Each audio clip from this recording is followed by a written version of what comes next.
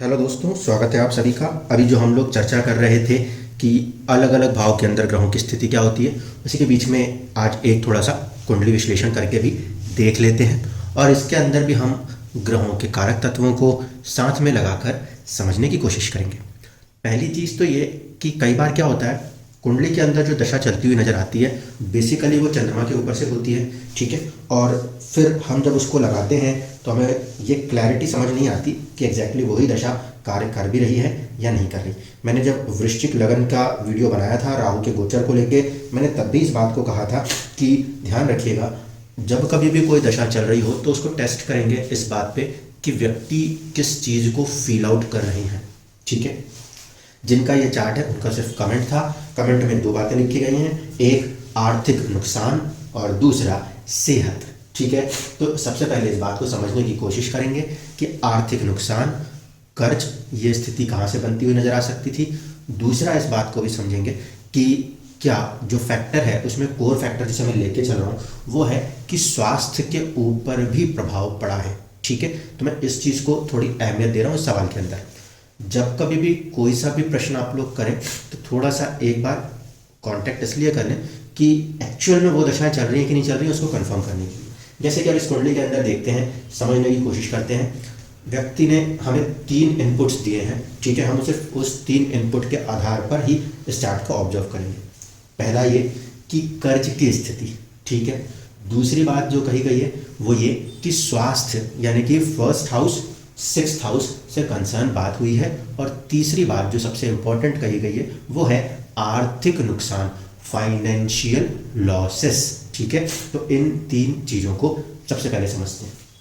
भाव के हिसाब से यदि बात करें तो व्यक्ति अगर अपने स्वास्थ्य की बात कर रहा है, उसके स्वास्थ्य पे कोई प्रभाव पड़ा है और रोग की बात कर रहा है या कर्ज की बात कर रहा है तो 6th हाउस से कोई ना कोई कॉम्बिनेशन कनेक्शन काम कर रहा होगा, पहली बात। दूसरी चीज़, जब हेल्थ की स्पेसिफिक बात आ जाएगी तो फर्स्ट हाउस काम करेगा। कर्ज और रोग के लिए 6ठा भाव होता है। वहीं पर अगर हम बात करें हमारे स्वास्थ्य के लिए तो पहला भाव, पहले भाव का स्वामी या फिर पहले भाव में बैठे हुए ग्रह जो है उनका प्रभाव देखने को मिलेगा।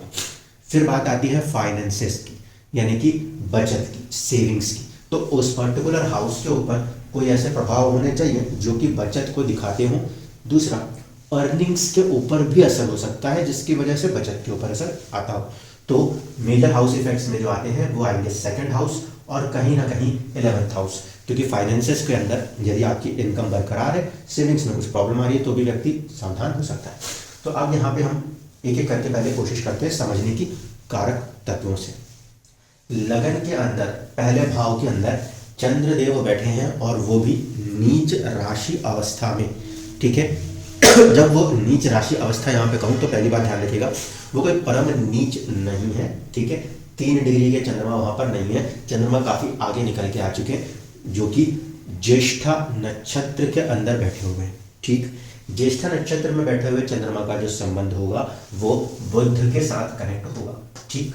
अब देखिए पहली चीज, 6th हाउस के स्वामी, 6th हाउस के स्वामी मंगल इस कुंडली में वो बुध के साथ संबंध बना के बैठे हुए हैं, उसकी राशि में बैठे हैं, उसके साथ बैठे हैं, इसका मतलब उसे पूरी तरह से प्रभावित कर रहे हैं।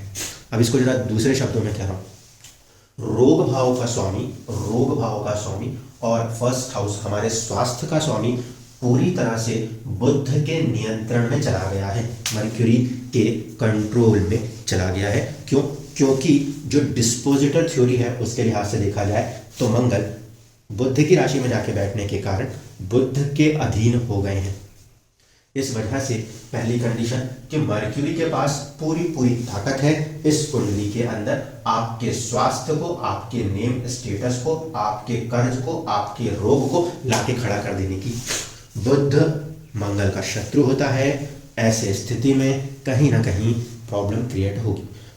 दूसरा, कारक तत्व के हिसाब से अगर हम बात करते हैं तो मैंने आपसे कहा था मंगल फर्स्ट हाउस कालपुरुष कुंडली के लिहाज से भी बताता है स्वास्थ्य को। तो यहाँ पर जब चंद्रमा का संबंध मंगल की राशि से बनेगा तो दोनों ही राशियों से बनेगा 8 नंबर और 1 नंबर, क्योंकि उसका डिस्पोजिटर कौन होगा? मंगल। मंगल क्या दर्शाता है? स्वास्थ्य दर्शाता है। तो हेल्थ पे कुछ असर पड़ेगा।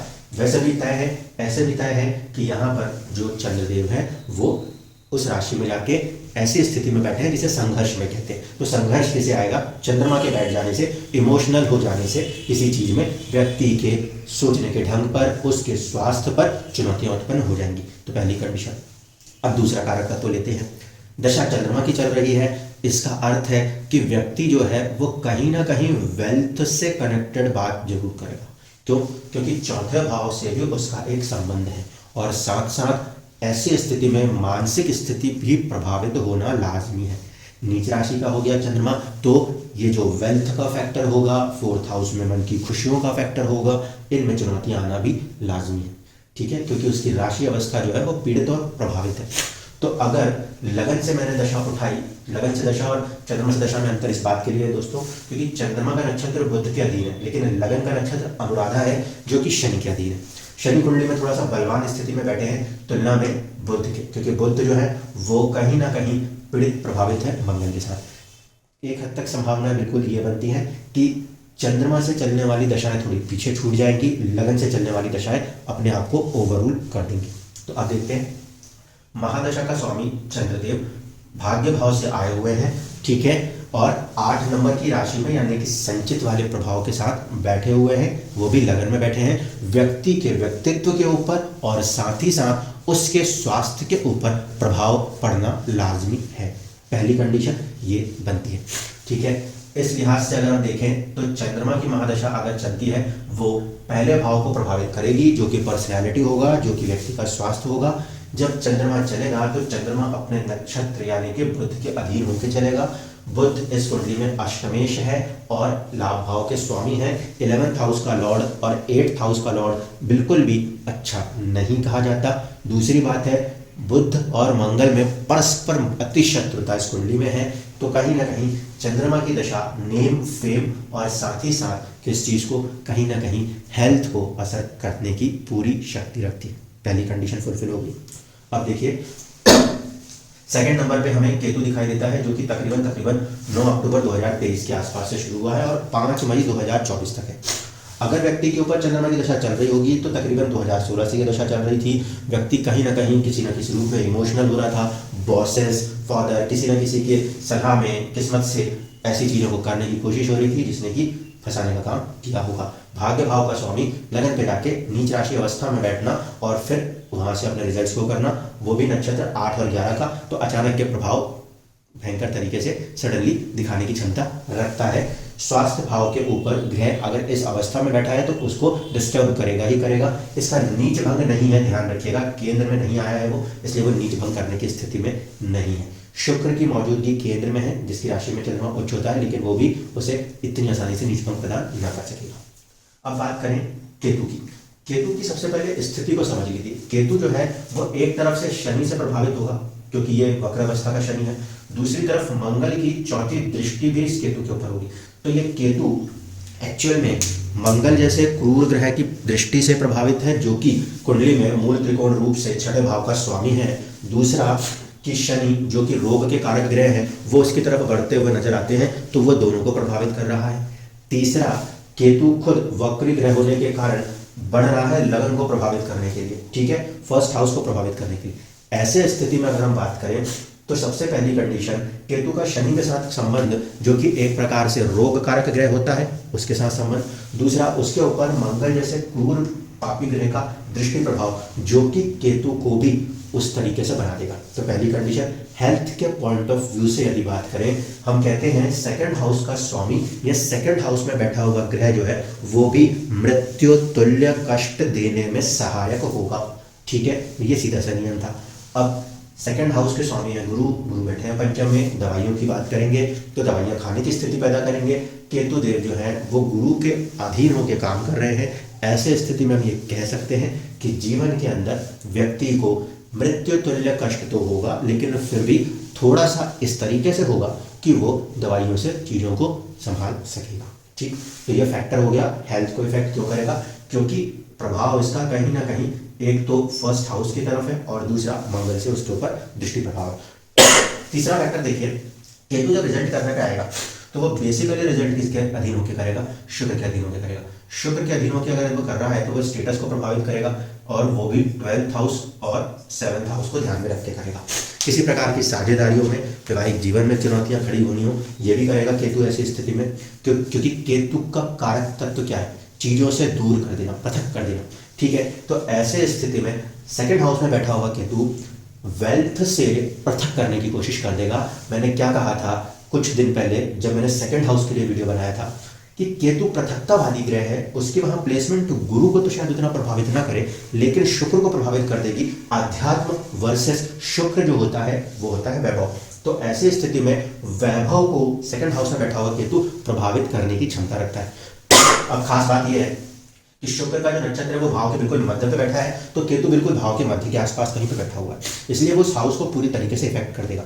फिर केतु का नक्षत्र संबंध क्योंकि शुक्र से है, तो यहाँ पे 12th हाउस के और 7th हाउस के इफेक्ट्स को लेकर वो व्यक्ति के स्टेटस को कहीं ना कहीं प्रभावित करने की ताकत रखता है। और अगर इस कारक तत्व प्रभाव से देखें तो व्यक्ति पहले तो इमोशनल कहीं पे हुए होंगे और फिर उसके बाद चीज़ें जो है वो अचानक से लाभ बनाने की स्थिति या कोई चीज़ की वजह से कुछ चीज़ें की गई हैं, जिसमें कि मंगल का संबंध जुड़ने से कर्ज की स्थिति भी बरकरार नजर आती है। प्लस जब केतु अपनी दशा अंतरदशा में एंटर हुआ तो उसका नवांश के अंदर प्लेसमेंट लगन के ऊपर होने की वजह से चंद्रमा ने क्या किया, चंद्रमा का नवांश प्लेसमेंट 3rd हाउस में करेज दिया है, साहस दिया है, आंख बंद करके साहस दे दिया होगा। लेकिन जब केतु यहाँ पे कनेक्ट होगा लगन के ऊपर तो वो स्वास्थ्य के ऊपर सीधा प्रभाव करेगा।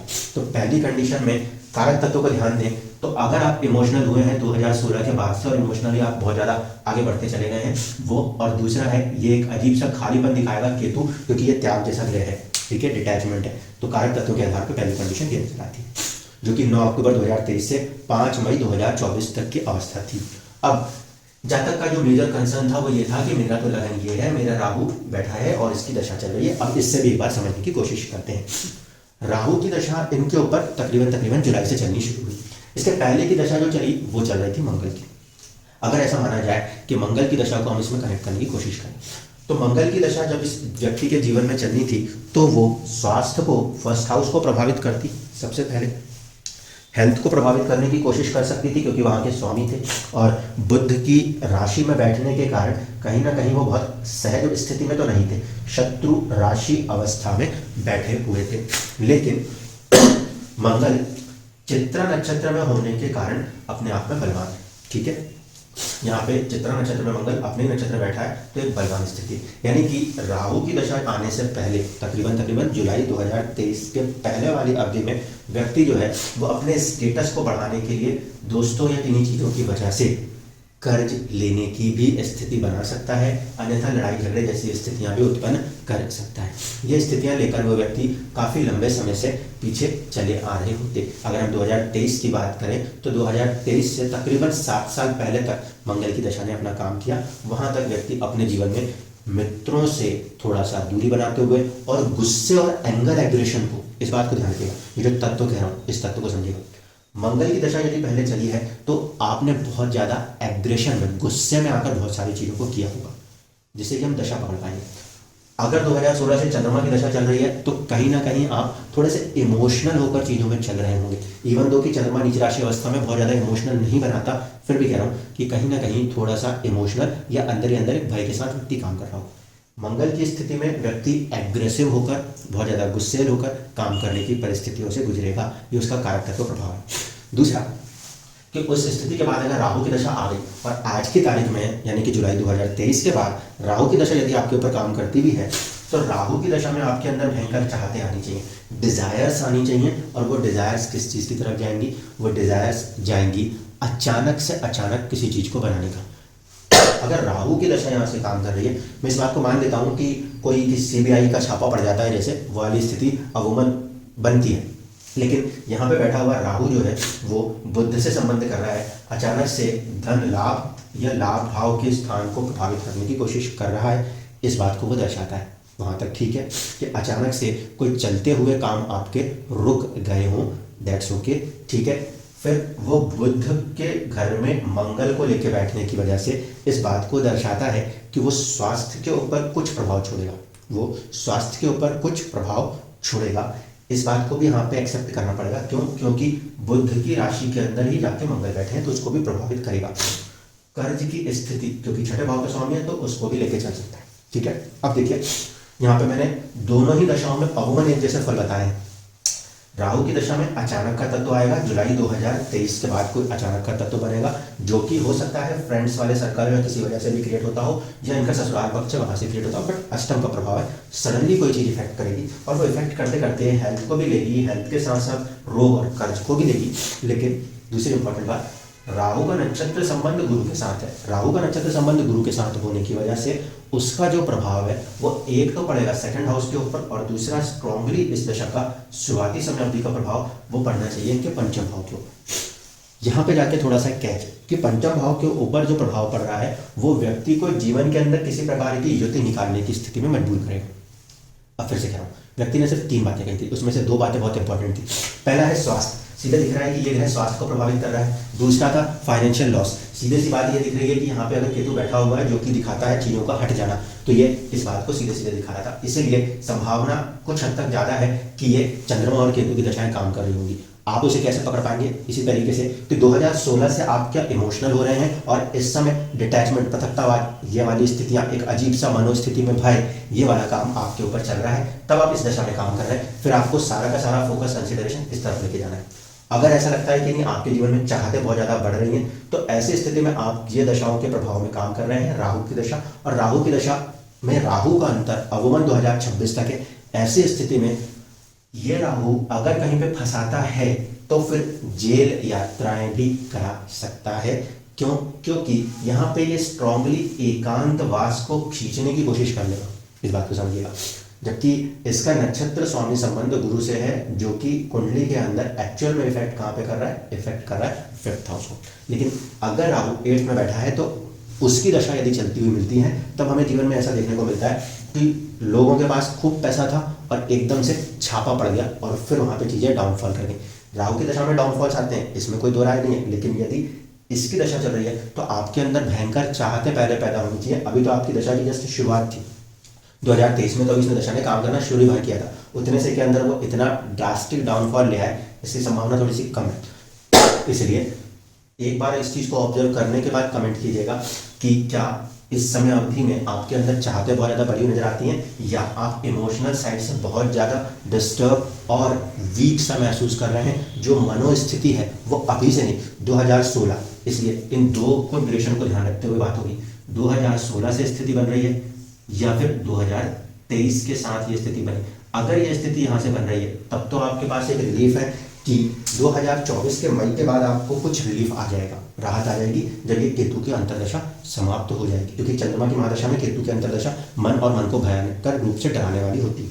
लेकिन यदि अगर ये दशा राहु से होकर चल रही है तो फिर ये मान के चलिए कि इसका बहुत हद तक प्रभाव जो है वो काफी लंबे समय तक रहने वाला है। राहु का कोई डायरेक्ट प्रभाव हेल्थ के ऊपर देखने को नहीं मिलता, इसलिए इसमें संभावना थोड़ी सी कम है। सिर्फ एक फैक्टर बनता है, वो ये कि नवांश में राहु जो है वो 7th हाउस को इफेक्ट करने की कोशिश कर रहा है, जहां से बैठकर वो व्यापार, साझेदारी, विवाह को प्रभावित करता और कुछ हद तक हेल्थ को प्रभावित करता। तो इसलिए पहले भी किसी और का एक सवाल था, मैंने वहां उनसे भी कहा था कि आप बात कर लो। क्यों? क्योंकि आप लोग जो दशाओं को लगा रहे हो, उन दशाओं के तहत अगर हम देखें तो यहाँ पे सिर्फ और सिर्फ बात इतने से के बीच में खत्म हो जाती है, यहाँ और यहाँ के बीच में। यह कुछ हद तक संतान को लेकर परेशान कर, अगर ये दशा यहाँ पे कन्वर्ट हो गई तो व्यक्ति स्वास्थ्य, अपने नेम, अपने इमेज, अपनी सेविंग्स, अपनी प्रॉपर्टी, अपनी हेल्थ के साथ अपने कर्ज, रोग, सारी स्थितियों को लेकर चलेगा। इसी कारण से कुंडलियों में जो दशाएं काम कर रही हैं वो कैच करना थोड़ा सा कठिन हो जाता है। सिर्फ और सिर्फ मैंने उस पहले वीडियो में भी कहा था, जब मैंने वृश्चिक लगन और राहु के लिए एक वीडियो बनाया था, कि आपको तत्वों को ध्यान में रख के फिर तय करना है कि किस पे काम हो रहा है। अन्यथा आप राहु पे लगे रह जाएंगे और काम करने वाला ग्रह जो है वो चंद्रमा हो जाएगा, फिर आपको कोई भी रिजल्ट्स क्लियरली समझ में नहीं आएंगे। अगर इस कुंडली के अंदर चंद्रमा काम कर रहा है और डिस्टर्बेंसेस क्रिएट कर रहा है तो संभावनाएं हैं कि चीजें ठीक हो जाएंगी, लेकिन तब तक नहीं होंगी जब तक कि केतु की अंतर्दशा चल रही है। क्योंकि फिर बात आ जाएगी, 9 नंबर की राशि है, 9 नंबर की राशि प्रारब्ध की राशि है। केतु ने वहां बैठ के तय किया हुआ है कि वो छीन के मानेगा तो वो छीन के मानेगा, ठीक है। अगर राहु की दशा चल रही है और अष्टम है, उसने कहा है कि मैं पूरी जिंदगी को तहस नहस करके मानूंगा, तो ये फिर कहीं नहीं बदल पाएगा। जहां पे सिर्फ संचित है, एक समय अवधि के बाद जब ये केतु खत्म होंगे, शुक्र का प्रभाव आएगा, तो फिर कोई जीवन में आके मिलके फिर आपको बाहर निकाल सकता है इस स्थिति से 2024 मई के बाद। लेकिन अगर ये स्थिति अमूमन बनी रही तो 2026 तक तो कोई भी चीज़ आपको एकदम से बाहर नहीं निकाल पा रही, क्योंकि ये भाव संचित है, लेकिन राशि जो है वो प्रारब्ध में से एक है। हमने किसी का नुकसान कर दिया, किसी ने बदले में हमारा नुकसान कर दिया, वो वाली स्थिति में आप फिर आके कहीं ना कहीं कुछ समय के लिए फंसते हुए नजर आएंगे। धन्यवाद।